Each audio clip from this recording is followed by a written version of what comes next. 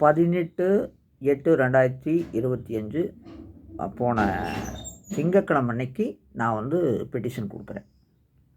அதை வந்து என்னை அலக்களிக்கணும் அப்படிங்கிறதுக்காக கோயில்பள்ளி ஸ்டேஷனுக்கு அவங்க அந்த அம்மா அனுப்பிச்சுட்டுச்சு காப்ஸ்.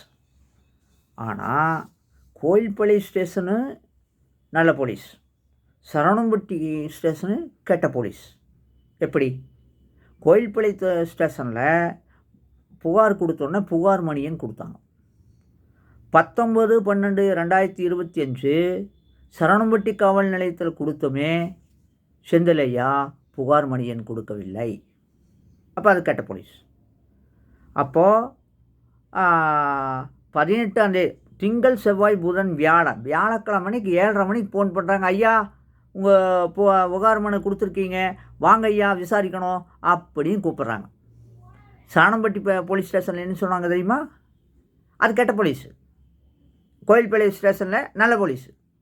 அப்போ சரவணம்பட்டி ஸ்டேஷனில் என்ன சொன்ன? ஐயா, உனக்கு வீடு வாசல் இல்லை, உன்னை எங்கே போய் தேடுறது அப்படின்னு சொல்லிட்டு நான் விசாரிக்க மாட்டேன் அப்படின்னு சொல்லி குற்றவாளிகளை காப்பாற்றுறாங்க. அப்போ இது கெட்ட போலீஸு. இவ்வளவுதான், ரெண்டுமே தெரிஞ்சு போச்சு. அவங்க செஞ்ச தீமைகளில் அதான் கடவுள் செயல்.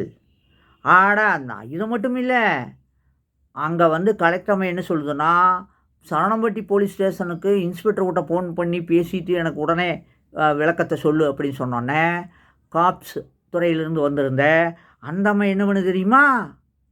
வேறு யாருக்கோ ஃபோனை பண்ணி பேசிட்டு, அப்போ கோயில்பாளையத்துக்கு எந்த கூட்டம் என்ன சொல்லிச்சு? ஏசிபி அலுவலகத்துக்கு அனுப்புகிற போய் பாரு, அவங்க கூப்பிடுவாங்கன்னு சொல்லிச்சு. ஆனால் எங்கே போய்க்குதுங்க? கோயில்பாளையம் போய்க்குது. ஆக மொத்தத்தில் குற்றவாளிகள் மீது வழக்கு போடாமல் இருப்பதற்கான அனைத்து விதங்களையும் செய்கிறாங்க. தயவு செஞ்சு அரசு இதில் தலையிட்டு ஏழை, எனக்கு பாதிக்கப்பட்ட நான், பட்டினி கிடக்கும் எனக்கு உடனடியாக அவங்க மேலே வழக்கு பதிவு செய்கிறதும் இல்லாமல்